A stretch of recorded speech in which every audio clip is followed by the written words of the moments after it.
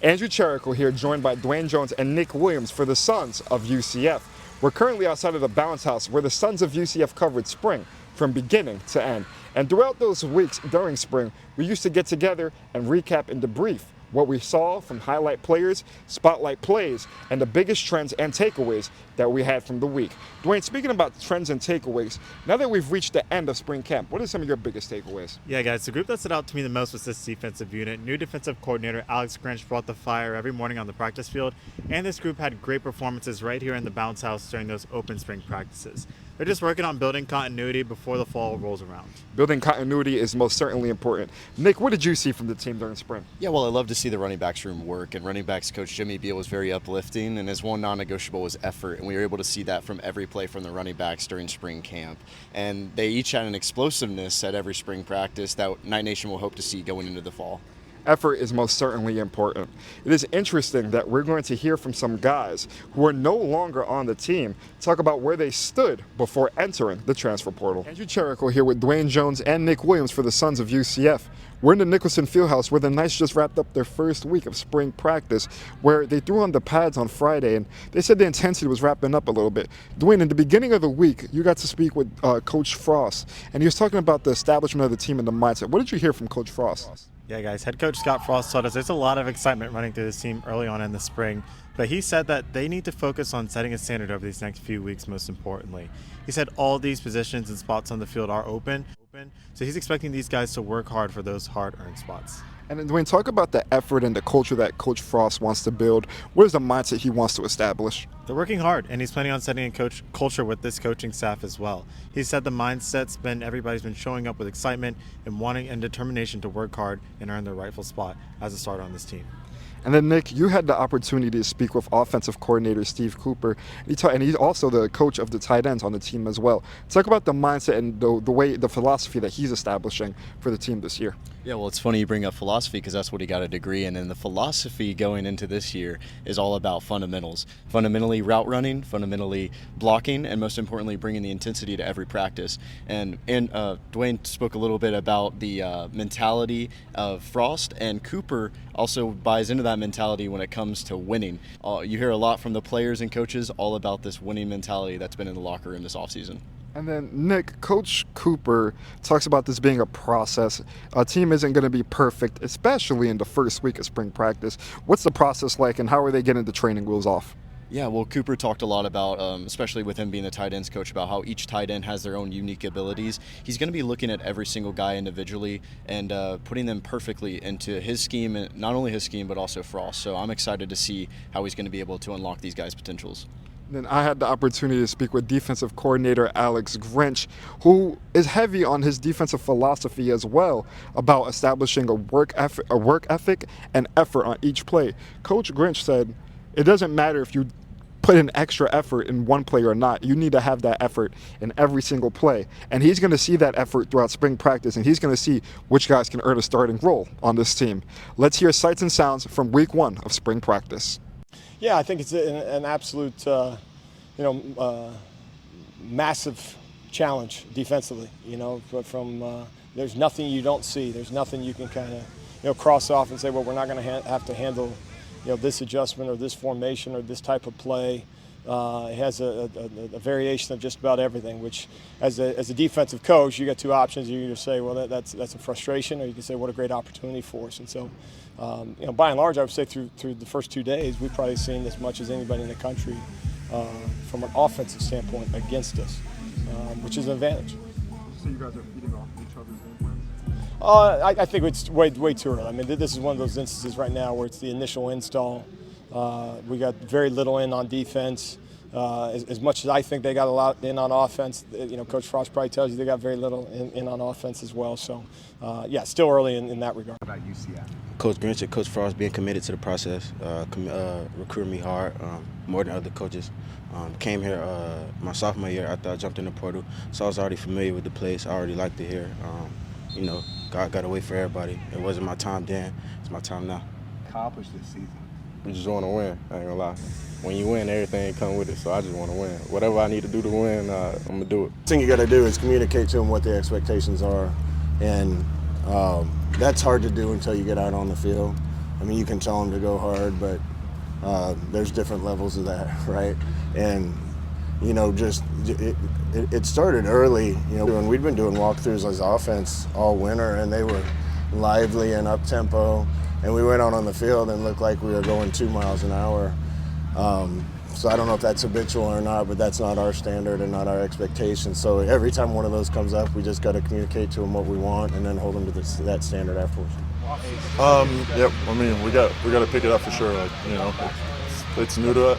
It's not necessarily completely new, but since we have so many transfers, from different places, it's new. It's like coming together and executing it at a high level. Like we got to get after it. We got to definitely.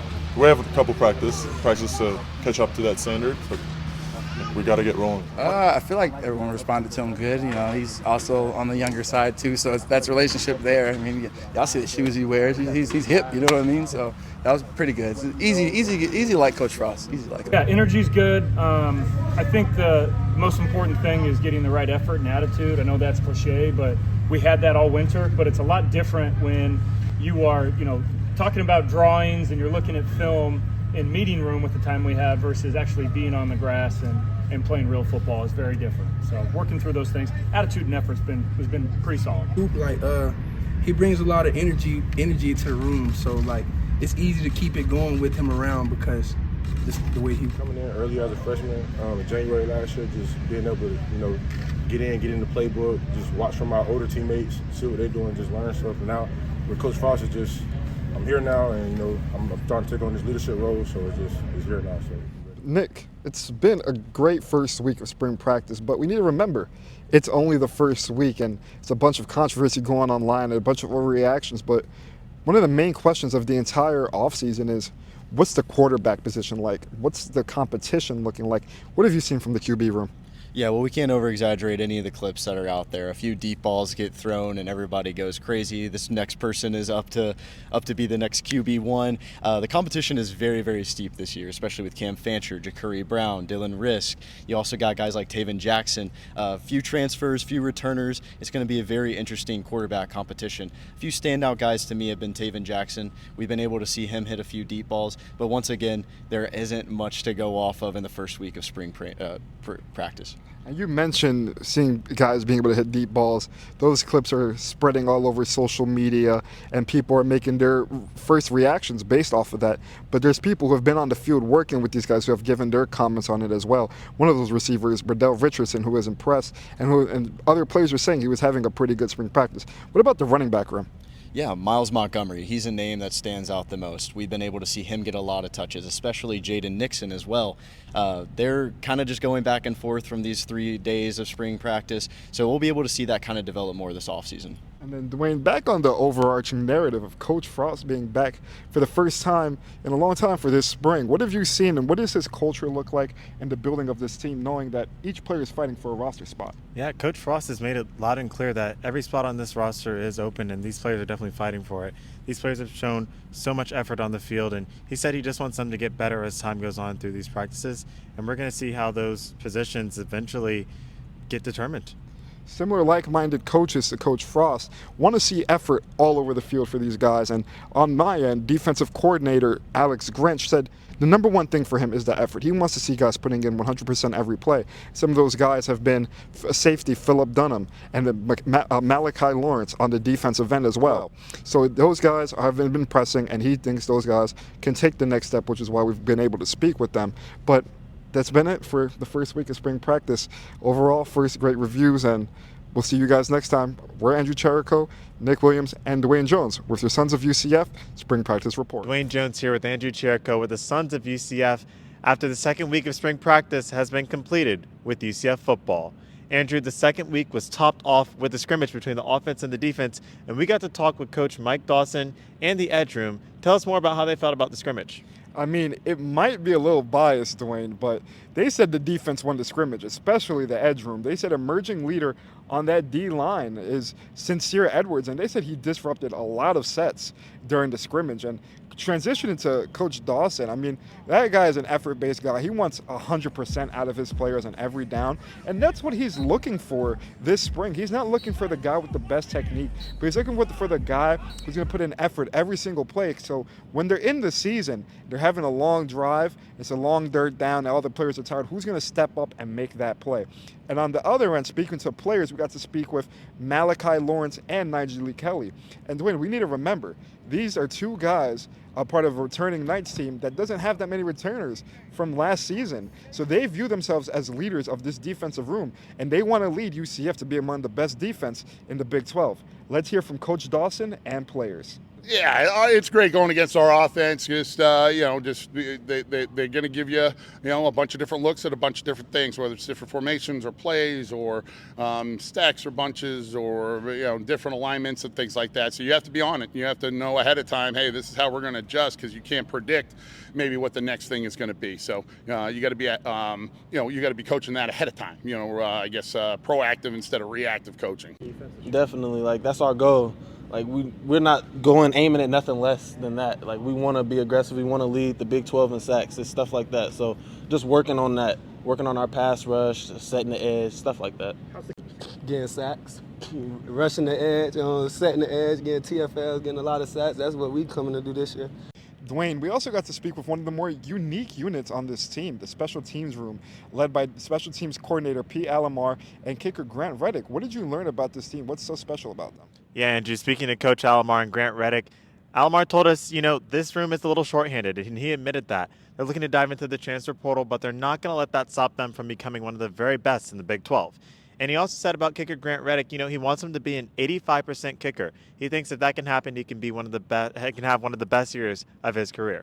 Now let's hear from Coach Alomar and kicker Grant Reddick. We've got three right now.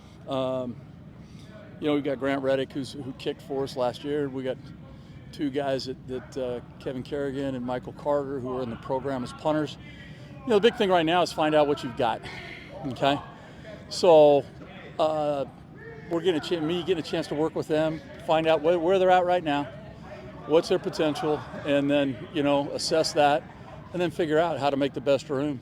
No, you kind of want to separate those two, especially right now. We still got a little ways to the season, obviously. Right now, working on your craft. But the end goal is a percentage, so to speak. A percentage that you're trying to help your team score points. And every time we go out to take a kick, whether it's 1 or 3, you're making points for your team, so everything's important. Obviously, the goal you're striving for is 100%. So that's what's on my mind. All right, Andrew, and finally, we got to speak to the wide receiver room, Coach Sean Beckton Sr., and some players. Tell us about this position. It's really unknown, and there's a lot of good excitement surrounding it as well. Yeah, Dwayne, you're 100% right. This position is unknown. All the players who have returned from UCF in the previous season had near no production last year, and a lot of the guys are transfers coming in. Coach Sean Beckton Sr. talks about the cohesiveness, and they're building it with the quarterback, and they're building the chemistry, but they're working different groups out themselves. While Coach Beckton said that Coach Frost and him have a group they're comfortable with, every guy on this team is earning their role as a receiver, and Coach Beckton is tallying everything from passes, caught, to drops, to penalties, and even blocking. No block, no rock was a huge term that he used in his press conference. And we also got to speak with emerging wide receiver veterans, new veterans on this team, Dwayne Thomas Jr. and DJ Black. And these guys want to use their veteran experience to become leaders in this wide receiver room and be sure that the guys are following the right path and hopefully lead the team out on the field this year. But they promised one thing to the media while we spoke to them. They said this team will be fast. Let's hear from Coach Beckton and some players. Yeah, we're throwing with those guys more than I've ever thrown with the receivers, quarterbacks combination, also with the tight ends. We've done that in years past with Coach Frost. This year, because we got so many good quarterbacks that we're trying to work through, we're spending a lot. It's taken away from our indies a little bit, but we're trying to get some cohesiveness with all the quarterbacks, and we're rotating groups so the quarterbacks get a chance to experience some of the other receivers, tight ends, running backs. So that's been a little bit of a process that I hadn't been around, but I can see why we're doing it. because we're still trying to figure out what the quarterback situation is, and also receiver situation and tight ends. I think it's going really good.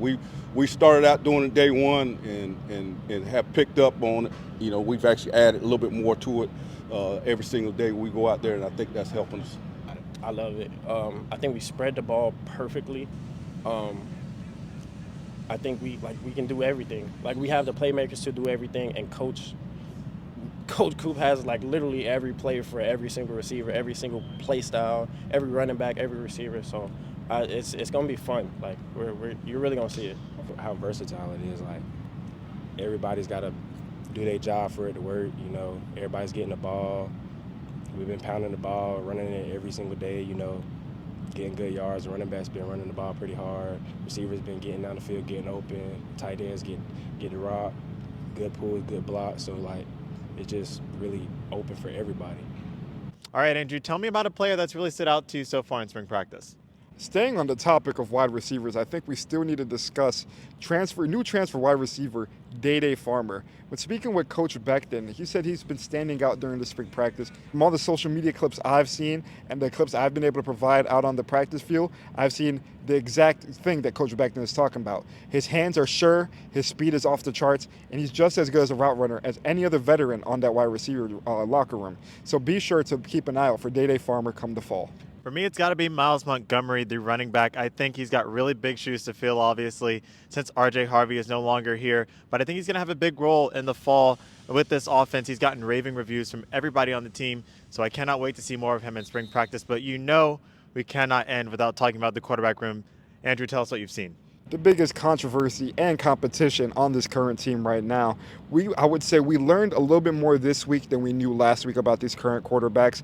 And let me tell you what I do know. Starting off with these transfer quarterbacks, the person I think who is leading the charge right now is quarterback Taven Jackson, transfer from Indiana. From what I've seen, his zip on the deep balls, his accuracy and his velocity, throwing the ball in his release as well has been extremely impressive, and I think he's really understanding Coach Frost's system. But I also have to talk about transfer Cam Fancher from FAU. His zip as a lefty is also fantastic. He has been ripping the ball to some of those receivers. I can't wait to see how his accuracy improves throughout spring camp. But we cannot forget about the returning Knights on this team. Obviously, Dylan Risk and Jakari Brown didn't love the way the season ended last year, but they still believe they are good enough, and they still believe they can learn Coach Frost's system just as well as anybody to earn a starting role on this team come the fall. And they're working hard. They're working hard to get into flats, now they're getting into accuracy, and they're getting all the spatial awareness around them needed to fight for that starting role. So as of right now, Dwayne, it's still an open competition. I would say there's no clear-cut winner, but in my opinion, it has to be Taven Jackson taking the lead. That's it for us this week. We'll see you for week 3 of UCF football spring practice. For Andrew Cherico, I'm Dwayne Jones with the Sons of UCF. I'm Nick Williams, joined by Andrew Cherico and Dwayne Jones. We're outside of FBC Mortgage Stadium after the Knights held their first open practice of the spring season on Saturday. Now, the question in media access was who won today's open practice. We heard from Miles Montgomery, that offense won, of course, being a running back. We heard from Chasen Johnson being a defensive back, that the defense won. But Andrew, what were you seeing out there today? Who do you think won?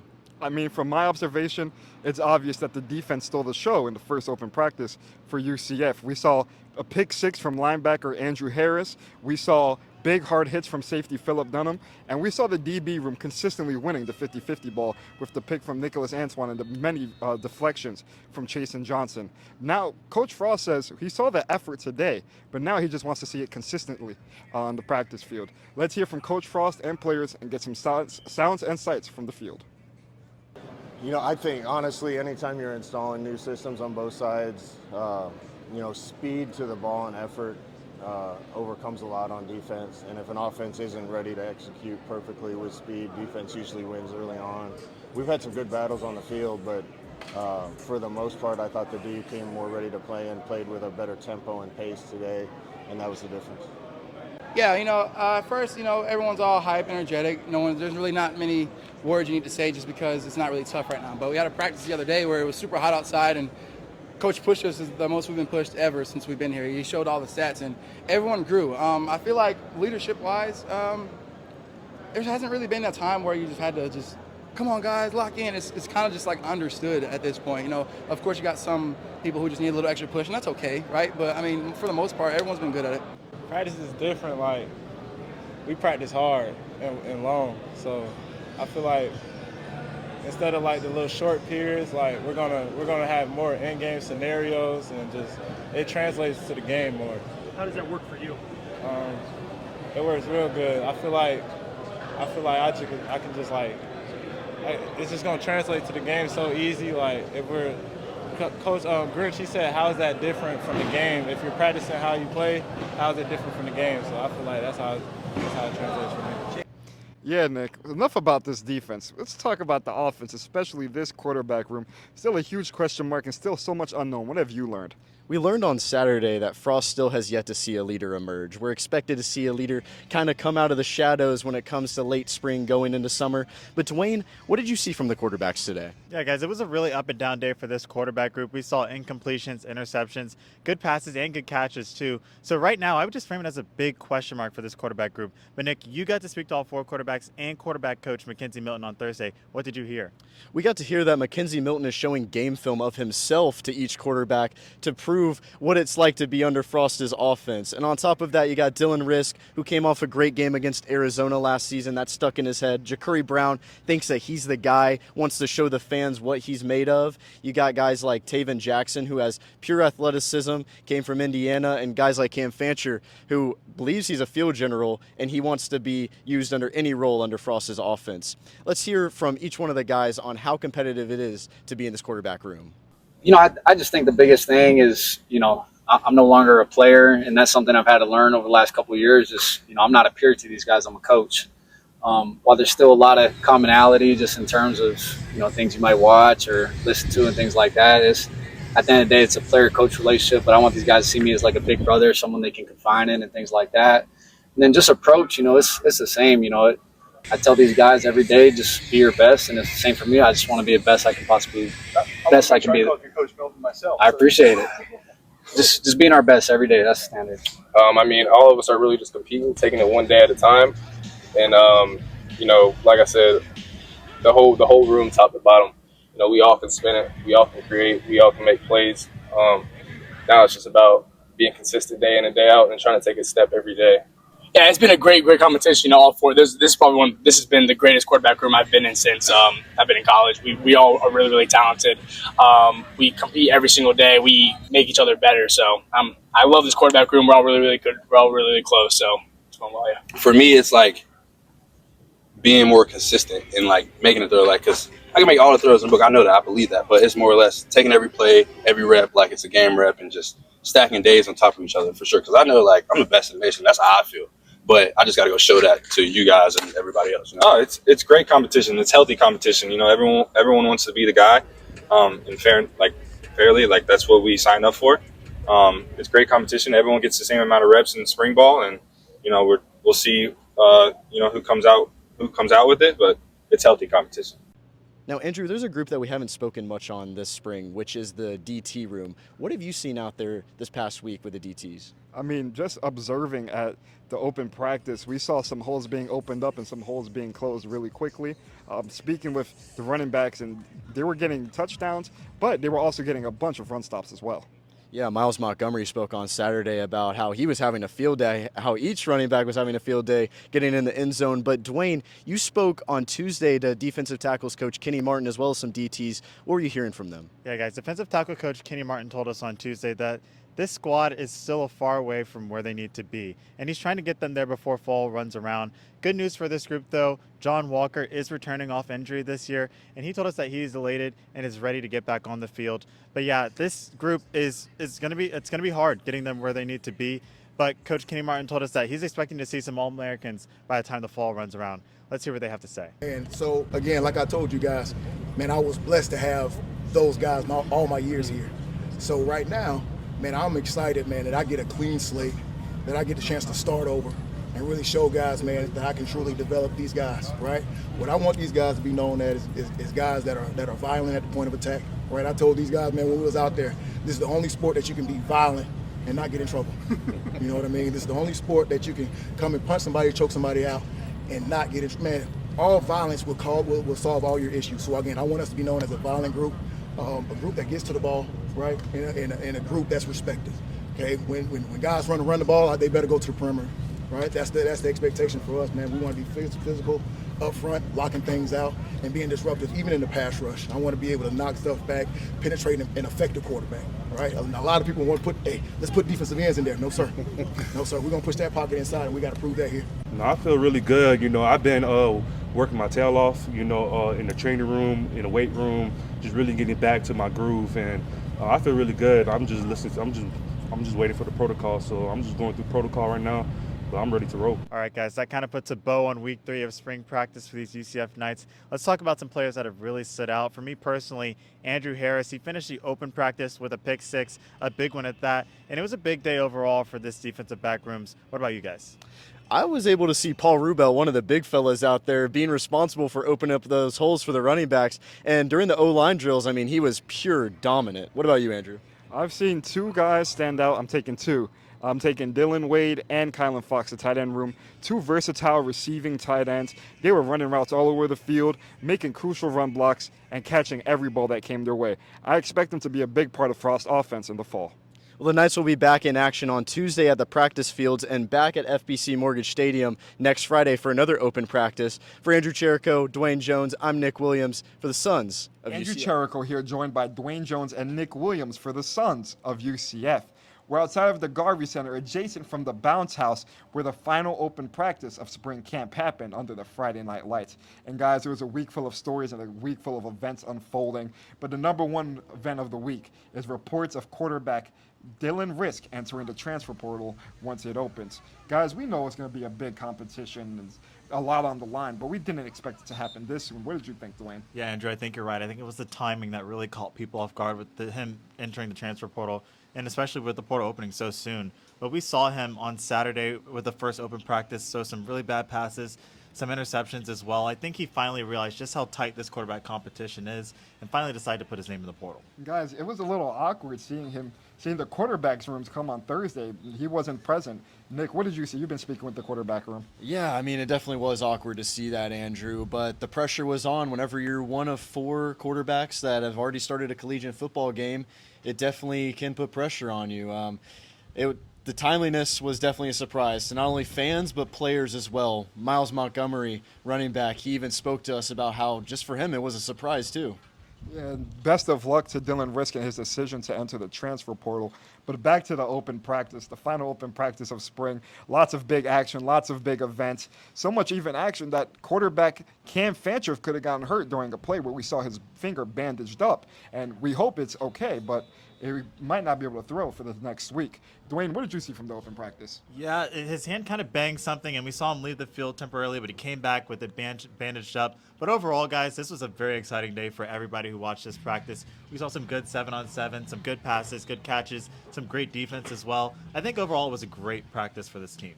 Great practice it was. And Nick, you saw a lot of action there on the practice field. What did you see? Oh, yeah, the Oklahoma drills out there, they can get a little nasty, they can get feisty, and today they were hard-hitting physicality, play by play, especially when it came to the Oklahoma drills. And the fans, it was just exciting for them as it was for us, but those hard-hitting hits on players, they can lead to some injuries. There's an apparent leg injury right now with wide receiver Day Farmer, who was a upcoming star in the making, really. And we hope it's not as serious as it looks, but I guess we'll have to find out during this week of practice if he's back on the field.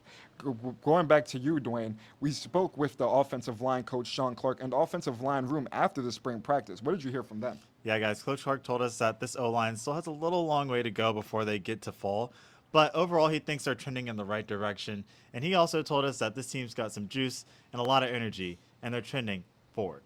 Well, I'm really proud of our players, the way they've worked. They came to work every single day with a great attitude and give us a lot of great effort.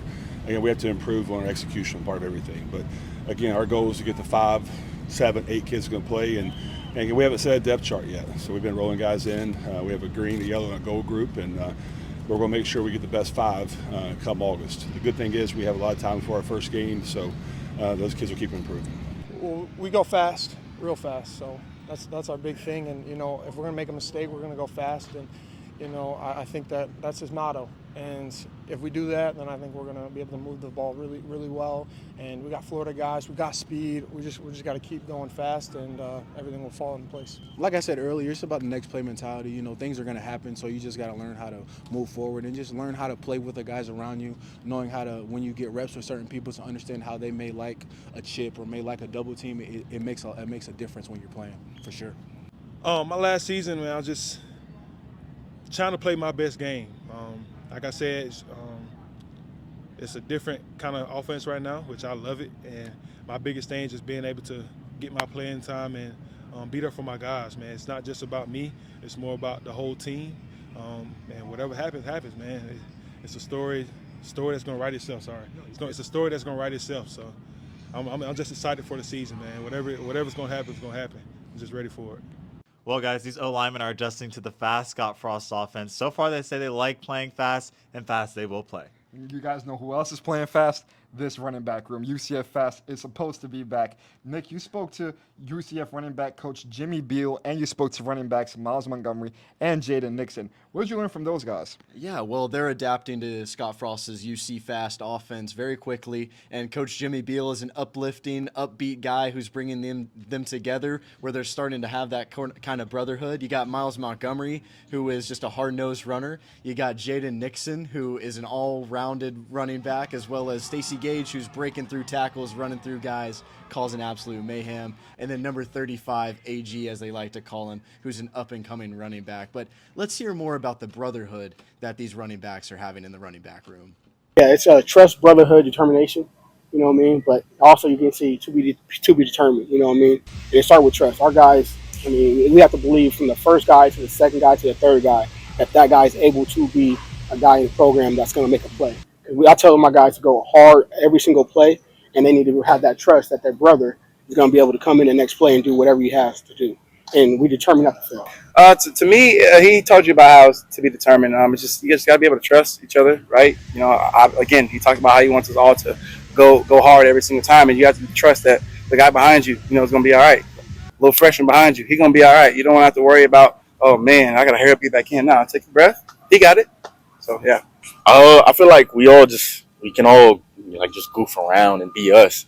Like we all know that we're similar, but we all just have that little difference. You know, we all have that little difference in us that makes us all that special. Like I don't know what it is about this group, but I just love being around these guys. You mess up, you make a mistake, you get down a little bit. Those guys are right there to pick you back up. They're joking around with you. You know what I'm saying? As if nothing happened. You know, they talking to you about the next play as if, you know, nothing happened. But like we all close, we all hang around, get on each other, joke around. I think we threw AG in a little hoop, a little mini hoop in there in the locker room. So that was fun.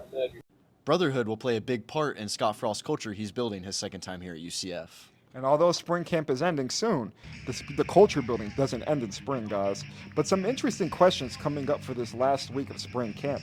The first one being quarterback Cam Fancher. He's in the running for quarterback 1 right now. Is he going to be able to take throws? Is he going to make throws after injuring his finger in the final open practice of spring? And what about wide receiver Day Farmer? Nick, you mentioned he's an up-and-coming receiver. He injured his leg during the Oklahoma drills. Is he going to be able to run routes during this last week of spring camp? And then last but not least, the almighty transfer portal. Who are we going to see in a Knights uniform one last time this spring? The final spring practice is scheduled for Saturday, where we expect to hear from Coach Frost. For Dwayne Jones and Nick Williams, I'm Andrew Cherico for the Sons of UCF. I'm Nick Williams, joined by Trace Trylko inside of the Nicholson Fieldhouse after the Knights wrapped up their spring camp. From what I was able to see out there today, practice isn't pretty. No. There's some overthrows, some underthrows, but some good takeaways was the speed from the running backs as well as the coverage by some of the DBs. Now, Trace, you were here the first time for Scott Frost reign. What were you seeing out there today that was familiar? You know that phrase, Nick, right? Everything old is new again. Scott Frost, the first version, comes in after George O'Leary led the Knights to an 0-12 2015 season, and Coach Frost talked about culture and rebuilding the program. And hey, fast forward 2025 now. He comes in after Gus Malzahn and the Knights finish 4-8. Malzahn, of course, moves on. Frost comes back. And what do we hear throughout spring camp? Culture and rebuilding the team and brotherhood and coming together as a unit. And that we heard from players, coaches, and Coach Frost. Yeah, Coach Frost knows the position that he's in, and he has confidence in himself that he'll be able to get UCF back on the right track. Yeah, I think overall, I'd say spring was a success. We're certainly not game ready, but if we look back at where we were in January or where we were at the start of spring, I think we've come a long way from there. But again, we're playing catch up. I mean, this was a 4-8 football team last year. Probably could have been better, but we got to make sure that we're a better football team when we take the field in September than we were last year, and we're ready to compete. I think, changing the mindset of a team that hasn't won at a high level and having a winning culture, that takes work and it takes a little bit of luck. You can do all the right things and sometimes it still doesn't turn around, but we're going to try to help the guys to get over that hurdle, and the biggest part of that is believing in it, and then when you get out on the field, taking advantage of your chances in close games. Yeah, one of the things we're also dealing with this spring is a lot of the guys that I think will probably end up being good leaders for our team weren't practicing. Braden Marshall was out, and John Walker was out, and Malachi was out. Those are some guys that we think we're going to lean on a little bit, that have been around and have more of a veteran presence. It's hard to have that voice when you're not out in the huddle with the guys every snap. So again, that's got to kind of all find itself, and we'll do some things coming off spring ball to help give those guys an opportunity to step into those type of roles and then let the team decide who the best leaders are. Yeah, I think we'll sit down as a coaching staff and kind of figure out where we are right now in terms of each position and kind of a hierarchy at that position. But we're 13 practices in. We have a whole summer. We have a whole fall camp. So nothing's set in stone right now. And I think we have an idea of where guys might slip in, but there's still some guys with a chance to come up and change that too. So, Nick, for head coach Scott Frost, the winter was all about strength and conditioning. Of course, spring camp has played out, and that sets up the summer. Yeah, summer conditioning is right around the corner, a time where the coaching staff can evaluate each player individually, as well as get those guys in leadership roles. And the leadership will need to be found on both sides of the ball, defense as well. Earlier in the week, we spoke with linebackers coach Mark D'Onofrio, 25-year-plus veteran linebacker coach. He has said that he has had to rebuild units at various stops. Most recently, Wisconsin, he mentioned, where he had a crew that had not played much together. By season's end, that was a top 10 defense. This is a crew and a defense that they're flying around the ball for defensive coordinator Alex Grinch, and guys are fighting for jobs throughout this spring camp. Yeah, I want a guy that's really smart, right? And what I mean, he's a smart football player, high football IQ, loud on tape. Right, you could see him very animated. He runs the show. He's communicating. He's keeping everybody at ease in terms of the D-line and the back end. Right, I want a guy that's tough, both physically and mentally tough. Right, you can see him, and I want a guy that plays really hard, that finishes. Right, so smart, tough finishers is what we're looking for.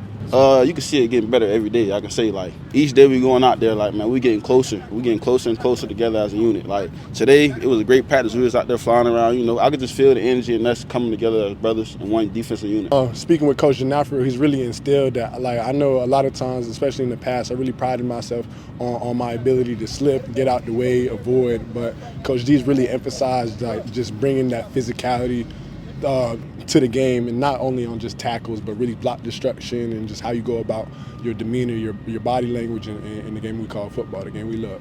Now, speaking on defense, we were able to see the cornerbacks have a lot of great coverage on Saturday, and on Tuesday, Trace, you got to speak to DB coach Brandon Harris. Yeah, Nick, my biggest takeaway is that Coach Harris said that he is on the same page. He is aligned with defensive coordinator Alex Grinch and head coach Scott Frost when it comes to the defense. And for Coach Harris, this is a veteran group, and he wants to see them play like a veteran group.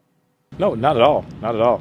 It's been competition from day one, and it's been educating the guys that we can compete and love each other at the same time. We don't have to compromise both. And I think that's been the main philosophy in our room.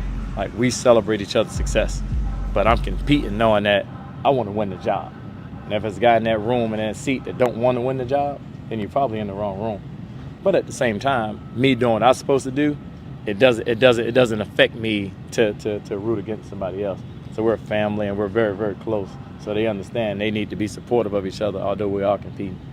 It's been very competitive, because we got me, DJ Bell, Kari, Chasen, and that's really the main key players. We all we all played college football. We already know what it takes to be a good athlete at corner. So it's been very competitive, and we got safeties like Phillip, Jaden, Jair, CP. I feel like it's going to be a very good back end. I feel like you got to have a dog mentality if you're playing corner or safety. I feel like that's really the key aspect of being a corner or being a defensive back. Like, you got to have a little dog, a little grit to you, Coaching stuff? Major coaching change, man.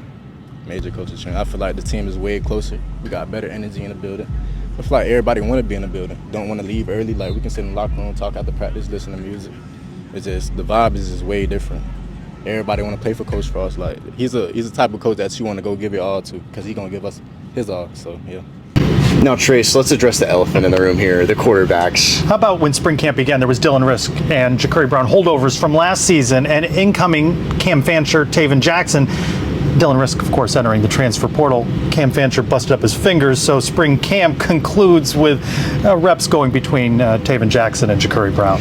Yeah, and these are all quarterbacks that you listed that Coach Frost has been watching, but there is no clear-cut decision yet, and he understands that he's throwing a lot at them with this new offensive playbook. Yeah, and again, the most high-profile departure of the portal is Dylan Risk, but that portal, Nick, remains open. Yeah, that second round of the portal opening, Coach Frost is dreading that, but he realizes he has to focus in on the guys that he has now, so that way they'll be able to make strides going in this 2025 season. Overall, though, head coach Scott Frost says he's happy with the strides the entire team made throughout spring camp. Yeah, and Trace, the football season is right around the corner, just coming up in a few more months, so that's going to do it here for the spring camp report. For Trace Trylko, I'm Nick Williams for the Sons of UCF. Let's see what your biggest takeaways were from spring camp. But now I need to know, what do you hope to learn most about this team coming up in the fall? Yeah, guys, I want to know who's going to emerge as a team leader and a captain for this team. Coach Frost told us nobody's really risen to that level yet, so I'm hoping when the fall rolls around, we see somebody who can lead this group. Leaders need to emerge. Nick, what do you hope to learn about this team coming up in the fall? Yeah, well, I'm excited to know who's going to be leading the quarterback room. We need to figure out who the quarterback one is going to be. And the Knights coming off a 4-8 season where they tried 4 different quarterbacks. It's not very promising, so the Knights will need to have more stability in the quarterback room going into this 2025 season. The quarterback is the most important position on the field. And guys, although it wasn't much, we learned as much as we can about this team throughout spring camp. But between the additions in the transfer portal, the several subtractions, and the injuries, we still have a lot more to learn about this team coming up in the fall. For Dwayne Jones and Nick Williams, I'm Andrew Cherico for the Sons of UCF.